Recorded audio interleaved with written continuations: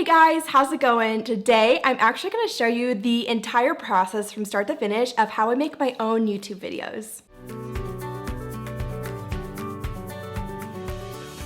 So essentially, I'm going to take you from setting up all my gear to sitting down, how I get myself in focus, all of that stuff, and really just show you the actual process behind making YouTube videos and IGTV videos or any other educational types of videos like this one. Before we get right into it, I do want to let you know two things. First, I have a video that talks all about the gear that I use in my videos, so if you're interested in that, the link will be in the description or right here. You can go ahead and click to that to see the exact gear and tools that I use that I'm going to be talking about in this video.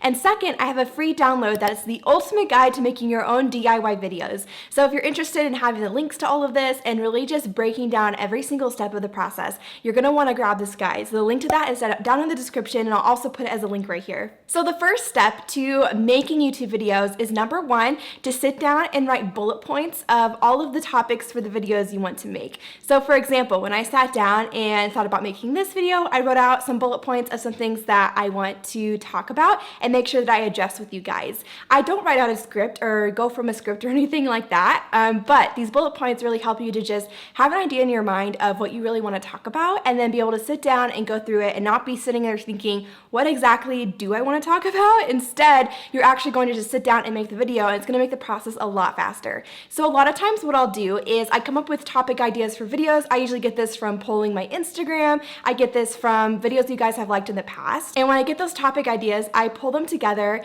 and I write out a list of all the videos I want to make, and I carve time in my schedule to sit down and record at least 3 to 4 videos in one sitting. So essentially I'm doing a whole month's worth of videos in one day, and it really helps to batch your content like this because you don't want to be having to record and get ready. I know for me, like, I have to do my hair and makeup, I have to choose outfits, I have to get all my studio lights set up, and it's just really inefficient to have to do that like every other day versus sitting down and doing a bunch of videos all at once.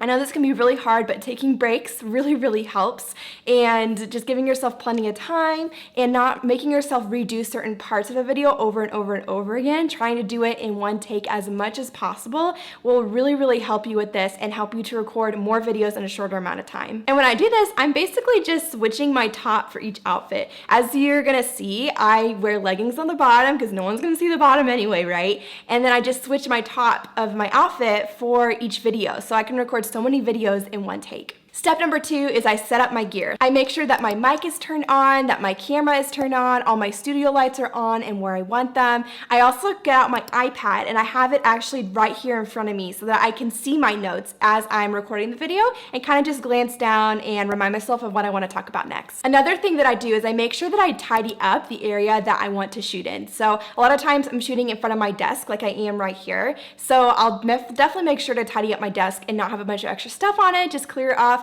my desk a little bit, make it look a little bit more tidy, and makes your videos look a little bit more professional and a little bit more clean. The next step is how I set up my lighting. So I currently use studio lights, and right now I have 3 of them. I change this up every once in a while, but the main concept that I want you guys to remember here is make sure that your main light source is not natural light. It took me a long time to realize this when I started making YouTube videos, but if you're using natural light as your main light source, on most days the sun is slightly coming in and out of the clouds, ever so slightly, that to the eye we can't really notice it, but when you're doing a sit down video like this and over the course of several minutes, you're gonna see slight changes in your video. Like you might look a little bit yellow in one take, and then a few minutes later you might look really blue because the sky just slightly changed. This is really obvious when it's kind of an overcast, slightly cloudy day and you can kind of see the sun coming in and out. It's kind of the same concept, but even when it's overcast, most of the time, unless it's really thick clouds, you're still gonna see those really slight changes throughout your video. So it's really important that your main light source are studio lights. So I'll have the ones that I have and use linked down below, but these studio lights are super important because they're going to be your main light source and they're super constant. So unlike natural light, they're not going to change. But with that said, I do like natural light as like a secondary light source. So right now I do have a couple of windows open, so I'm still letting some natural light in, but it's not my primary light source because I still have 3 studio lights on. That's like acting as the main light source, and then the natural light is just kind of filling in a little bit, making it look a little bit more pretty and bright because that is totally me and my style. The next step is to make sure you have any other noises turned off. So what I mean by this is even like your AC, your heat, seat, your dishwasher, maybe your dog. That definitely happens to me a lot. Make sure you have those things like put away or turned off, and make sure they're not on, because they will show up in the background noise of your video and it can be really distracting to people watching. So just make sure you have those things turned off. Sometimes I forget and then I record something and I'm like, dang it, I had it turned on. So just make sure you have those things turned off so it's completely silent as much as possible. Another tip here, if you're shooting in a bigger room that has maybe hardwood floors or doesn't have carpet, is to take blankets and lay it out across the floors. It can help with some of the echo. So if you're noticing a lot of echo in your videos, that's a really easy tip to just diminish some of that echo and make your audio sound a little bit more pretty.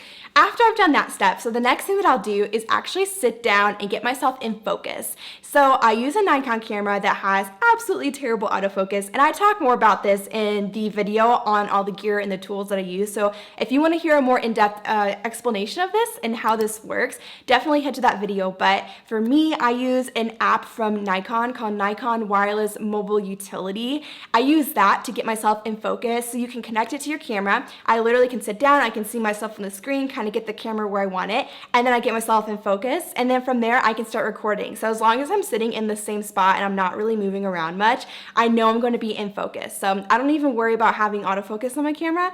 But if you do have like a Sony or maybe even some Canon cameras, are really, really awesome with autofocus, and even simpler with just hitting record and having your focus in the middle, and you know you're going to be in focus at all times. But Nikon does not have super great capabilities for that. So because I already have Nikon cameras, because I shoot with Nikon cameras on wedding days, I just go ahead and use those cameras. I don't worry about getting another camera because I have a really easy workaround. But if you do have a Sony, this step will be even easier, but I make sure that I get myself in focus, get ready to start filming, and then I can go ahead and hit record. And kind of going along with that, on my Nikon cameras, they don't have the capability to just record continuously, so it usually cuts off anywhere from 10 to 30 minutes depending on what settings you have. So for me, I usually set a camera or a timer on my phone for about 20 minutes, so I know when it stops recording, because it doesn't have like a beeping sound or anything like that to know when you actually like have stopped. So I always make sure to put a timer on my phone. Whenever I hit record, I put on the timer so I know exactly when the video has stopped and I need to go and start it again. And from there, I pretty much just hit record and start talking. As much as possible, I try not to like re-say a bunch of things. It makes editing way easier, but occasionally I will mess something up or just not know how to say something, and then I say it 5 million times, and then it's a pain in the butt. But another tip here, when you start filming, one thing that I didn't know when I first started is to always make sure to start, when you start talking, to start by smiling and then start talking. And then when you finish talking, to say what you're gonna say and end with a smile. I know that sounded really like nerdy and probably looked really weird. I'm sorry, but trust me, it makes it look way better. It really helps your personality on camera if you can smile as much as possible, be a little bit more upbeat. And it's not to say if your personality is a little bit more calm. I would say my personality in general can be a little bit more calm, and I'm not necessarily like all over the place all the time. But yeah, just being able to smile and being able to do that when you're on camera makes such a big difference to how engaging people, or how engaged people are when they're watching your videos. Okay, then the last thing that I do before I wrap up filming is I make sure I do a few poses for the thumbnail. So it might seem kind of silly, but I'm gonna insert right here what I'm doing for this video. So you can see how making the thumbnail, really, I'm just taking myself and like posing and then smiling and just like sitting like that, and I'm doing it in the video, so I don't have to like worry about taking the actual pictures or anything, and then I just take a screenshot of whichever one I liked the best. I just found this to be the simplest, easiest, and fastest way to do this and save myself a lot of time and not trying to like take a thumbnail later. And thumbnails of your face do way better than anything else. I know that's been so true on my channel, just having thumbnails that have my face in them, even if the topic is like photography related or something like that.